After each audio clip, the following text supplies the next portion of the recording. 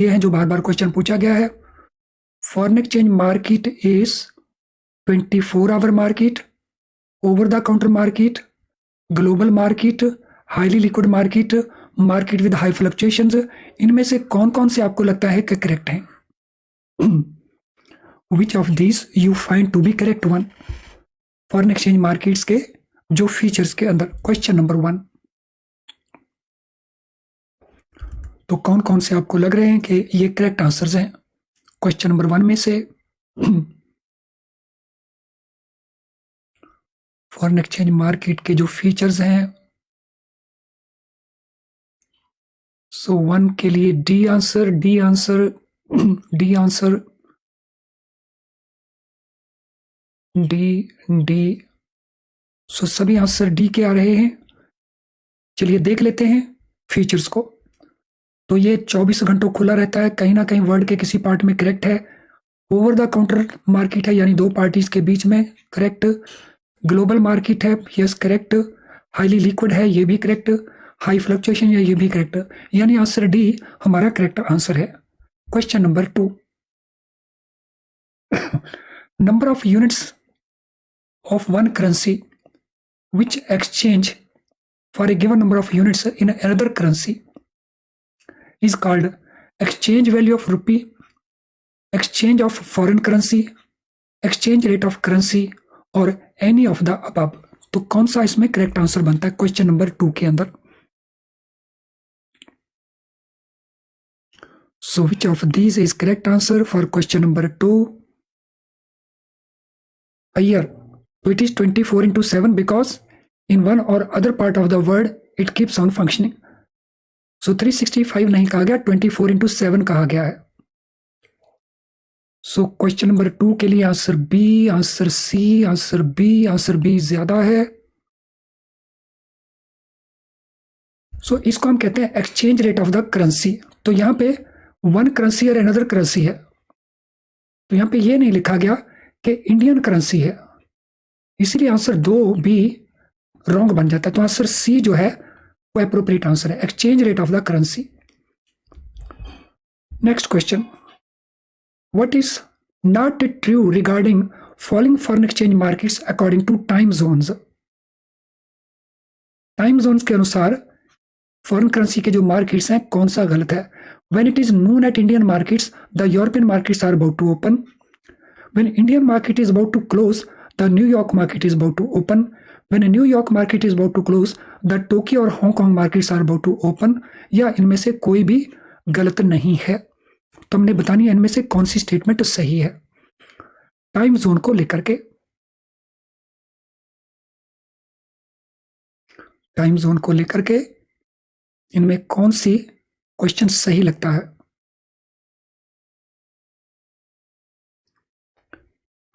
Question number 3। So what is the right answer? कौन सा गलत है ये हमें बताना है। सो 3C, 3D, 3D, 3D, D के आंसर ज्यादा है, सी के भी काफी सारे आंसर्स हैं। चलिए चेक कर लेते हैं इन स्टेटमेंट्स को।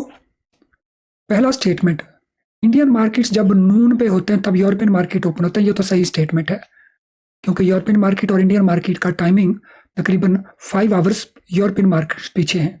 When Indian markets are about to close, New York market is about to open. तो ये स्टेटमेंट भी मोर और लेस सही है। जब न्यूयॉर्क क्लोज होता है तो टोक्यो और हांगकांग के मार्केट्स ओपन होने वाले होते हैं, तो ये भी सही है। तो this mean the statement D is our answer. ये गलत हो गया, none of the above. Foreign exchange market remain open on which of the following days normally? इनमें से किन दिनों ये ओपन रहते हैं? बहुत ही आसान सा क्वेश्चन है, बहुत बार हम डिस्कस कर चुके हैं। Question number 4, I think everyone will be able to answer this correctly. Friends, मेरा रिक्वेस्ट रहेगा, कई स्टूडेंट क्वेश्चन का नंबर नहीं डालते, क्वेश्चन का नंबर जरूर डालें और उसके बाद आंसर लिखें। तो अगर आप ऐसा नहीं करेंगे तो हो सकता है आपको डिसेबल कर दिया जाए चैट में से, आप फिर रिप्लाई नहीं दे पाएंगे। लेकिन मैं चाहता नहीं कि किसी को भी करे, लेकिन वो बाकी स्टूडेंट को डिस्टर्ब करते हैं। तो इसीलिए क्वेश्चन का नंबर लिखे बगैर kindly don't write any answer, otherwise आपको डिसेबल किया जा सकता है चैट बॉक्स में से। तो yes, it is Monday to Friday, लेकिन एक्सेप्शन है कि कुछ मुस्लिम कंट्रीज के अंदर Friday is a closed day. Next question. Foreign exchange transaction is to exchange funds in one for funds in other currency at agreed rate and on arranged basis. So foreign exchange transaction का definition दिया हुआ है. It is to exchange funds in one for funds in other currency at agreed rate on arranged basis. तो क्या इसके अंदर हमारा सही आंसर बनता है? सो currency, arrangement currency agreement, contract currency. Question number 5.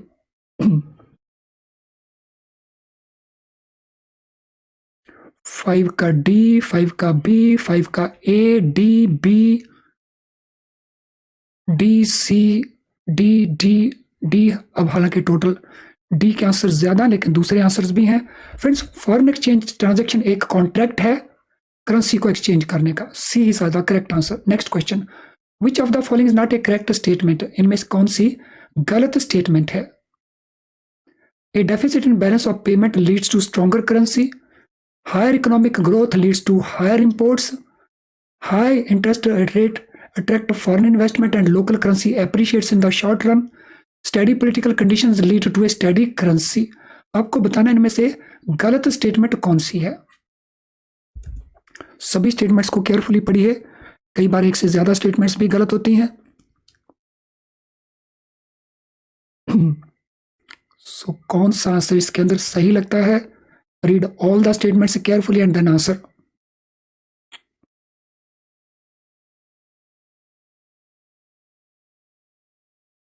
So 6A, 6C, 6B, 6D, 6A, B, A,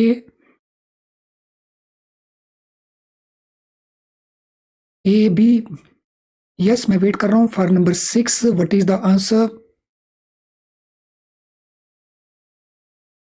चलिए statements को देख लेते हैं. Deficit in balance of payment leads to stronger currency, ये तो गलत है, वीक करेंसी होगी. तो एक तो ये गलत हो गया. Higher economic growth leads to higher import, ये तो करेक्ट स्टेटमेंट है. High interest rate attracts foreign investment, local currency appreciate in long run, ये भी करेक्ट है. Steady political conditions lead to a steady currency, ये भी करेक्ट स्टेटमेंट है. तो it mean only D statement, A statement is wrong. तो answer A is the correct answer. Next question. When a delivery under a foreign exchange deal is completed on same day, that is date of contract, the rate is called TT rate, ready or cash rate, forward rate or spot rate. Question number 7.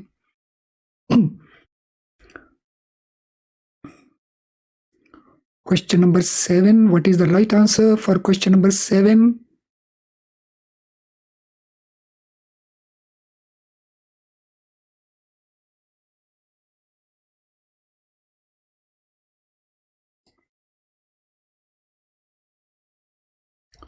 Question number 7.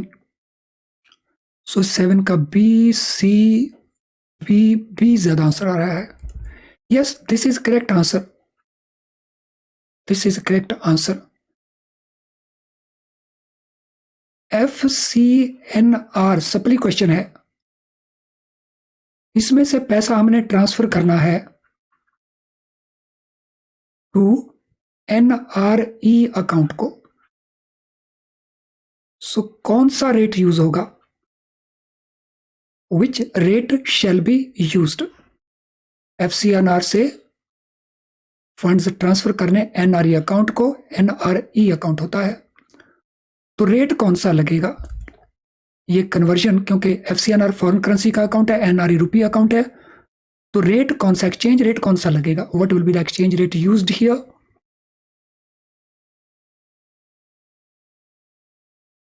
So which exchange rate will be used?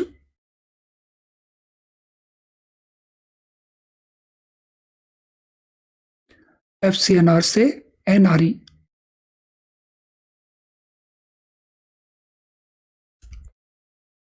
So FCNR है foreign currency account, NRE है रुपी account. इसका मतलब ये हुआ कि हम foreign currency को convert करेंगे इंडियन करेंसी में. तो यहां पे हमारा बाइंग रेट लग जाएगा और बाइंग के अंदर लगेगा TT buying rate. So we will use TT buying rate. So जिन्होंने कुछ और रेट लिखा है या इनकम्प्लीट लिखा है वो पेपर में मिस्टेक नहीं करेंगे तो यहां पे टीटी बाइंग रेट को यूज किया जाएगा। अगला question, when delivery under a foreign exchange deal takes place on a prefixed future date at prefixed future rate after the support period, तो उस रेट को हम कौन सा कहते हैं, टर्म, कैश, फॉरवर्ड या सपोर्ट? कौन सा रेट यूज किया जाएगा?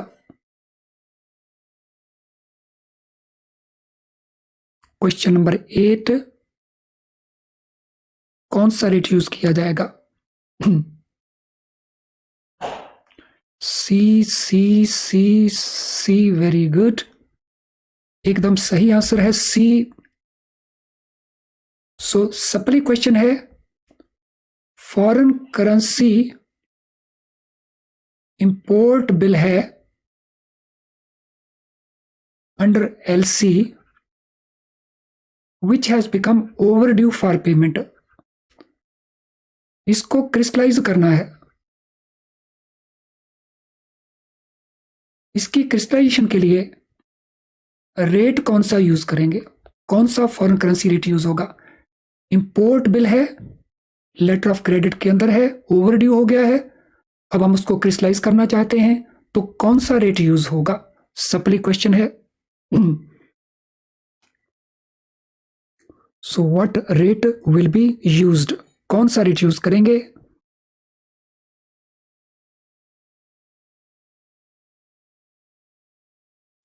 सो which rate shall be used? TT buying rate, bills selling rate, bills buying rate, bills selling rate, buying rate, TT buying, TT selling, TT selling, TT buying, bills selling, bills buying. बहुत confusion है, कैसे याद रखें इतना सारा कुछ? Friends, इसके लिए लगता है bills selling rate, bills selling rate. TT rate के अंदर जब हम इंटरेस्ट को ऐड कर देते हैं, एक मोटा फंडा है, नॉट एग्जैक्टली, तो ये बिल्स रेट बन जाता है, तो बिल्स सेलिंग रेट को यूज किया जाएगा। Next question, forward rate is equal to spot rate plus minus discount commission, premium discount, premium commission, discount premium. Question number 9,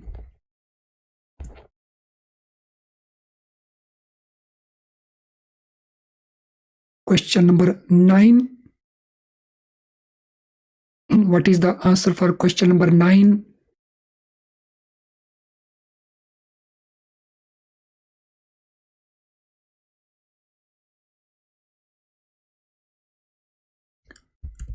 So 9B, 9C, ज्यादा आंसर बी है, and B answer is correct also. So premium को add करेंगे, discount को minus करेंगे। Foreign bank in India request करता है SBI को to give it 100 million Indian rupees, और ये कहता है कि मैं आपके यूके अकाउंट के अंदर जो उसका नॉस्ट्रो अकाउंट है एसबीआई का, उसमें ये पैसा बाद में जमा करवा दूंगा, तो आज मुझे दे दो, क्योंकि आज मुझे सीआरआर को पूरा करने के लिए पैसा चाहिए। तो एसबीआई कहता है नो प्रॉब्लम, मैं आपको इंडियन रुपीज 100 मिलियन दे देता हूं, और तुम कल या आज शाम तक या कल मेरे नॉस्ट्रो अकाउंट लंदन में इक्वल पाउंड का अमाउंट डिपॉजिट करवा देना। सो कौन सा रेट अप्लाई होगा, ये कन्वर्शन किस रेट के ऊपर होगा?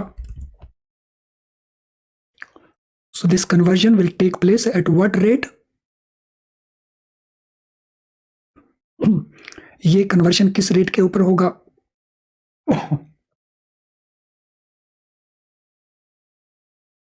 So we are paying Indian rupees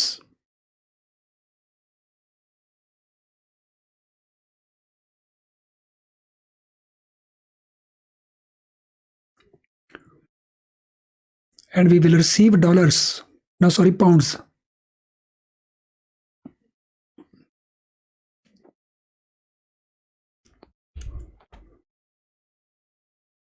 so यहाँ पे एक दिन का इंटरेस्ट भी आ जाएगा, इसीलिए ये बाइंग ट्रांजेक्शन तो है ही, बाइंग के अंदर it is bills buying rate, it is bills buying rate. तो आज की क्लास का कुछ फायदा हो रहा है लगता है, कुछ क्लैरिटी आ रही है आज की क्लास से।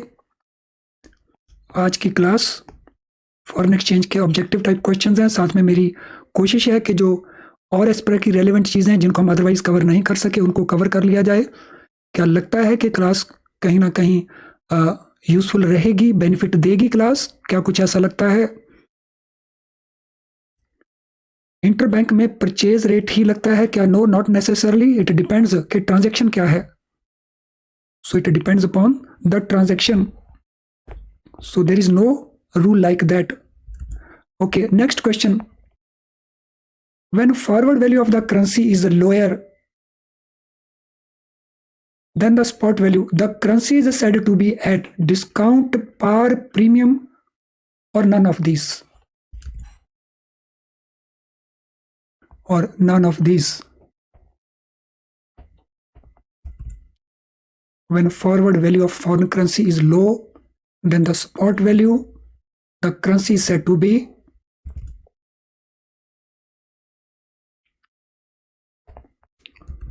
so foreign currency will said to be at a discount, एकदम सही, at a discount. SBI का न्यूयॉर्क में नॉस्ट्रो अकाउंट है, वहां कोई NRI $50,000 डिपॉजिट करवाता है कि आप इसे इंडिया में दिल्ली के अंदर मेरे अकाउंट में क्रेडिट कर देना, मेरा वहां पे NRI अकाउंट है, उस अकाउंट में क्रेडिट कर देना। तो कौन सा रेट यूज होगा? What rate shall be used? कौन सा रेट यूज होगा? What rate shall be used?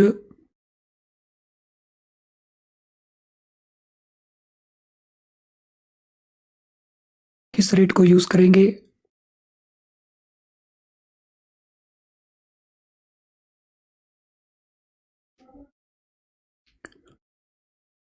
TT buying support, TT buying, yes, very good. So it will be TT buying rate. TT buying rate यहाँ पे use किया जाएगा। Next question, अगले question में जाने से पहले हमारे बहुत सारे साथी हैं जिनका अभी तक लाइट एंड इनडायरेक्ट रेट्स, तो हमने बताना इनमें से सही कौन सा है डायरेक्ट और इनडायरेक्ट रेट के संदर्भ में। Direct rate means so many units of home currency and 1 unit of foreign currency. Indirect rate means so many units of foreign currency and fixed unit of home currency. A is correct, B is not. A and B though both are correct. Question number 11.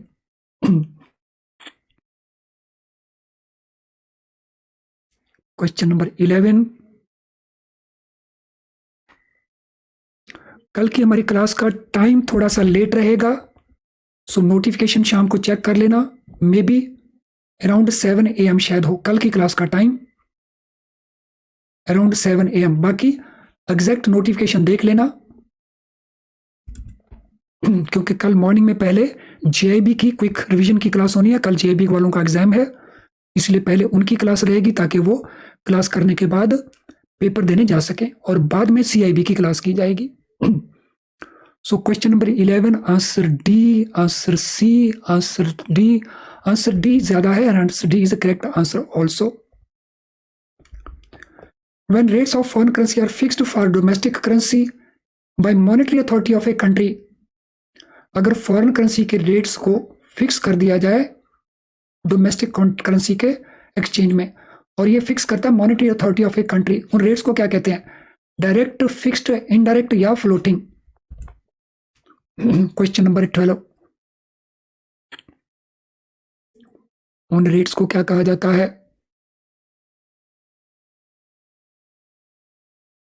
Question number 12, उन rates को हम क्या कहते हैं? Yes, very good, in rates को हम कहते हैं fixed rates. fixed rates. Last question. For calculating exchange rate between two currencies which are linked together through another currency, series of equations, which of the following is used? Chain rule, percent per mile या value dating? Question number 12, इनमें से किसको use करते हैं? Question number 13, sorry, the last question.